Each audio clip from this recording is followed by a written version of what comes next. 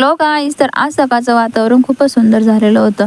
सकाळचं वातावरण एन्जॉय केलं आणि आमच्या गार्डनमध्ये आज खूप सगळी फुले आलेली होती. फुले वगैरे बघितली तितक्यातच माझं लक्ष गेलं या झाडाला आलेल्या अंजिराकडे. अंजीर तोडून आणलं घरात तितक्याच आत्यानेही आमच्या झाडांना आलेल्या आंब्यापैकी एक आंबा तोडून आणला होता आणि पहिल्यांदाच आमच्या या झाडाला आंबे आलेले होते. तर आम्ही पहिल्यांदाच हे आंबे टेस्ट करणार होतो. पटकन माझी सकाळची सगळे कामे आवरली आणि आज माझी हॉस्पिटल व्हिजिट होती. तर मी आणि संतोष गेलो हॉस्पिटलला तर गेले होते, पण आज हॉस्पिटलमध्ये खूपच जास्त गर्दी होती. ती गर्दी बघूनच मला खूप सगळं टेन्शन आलं.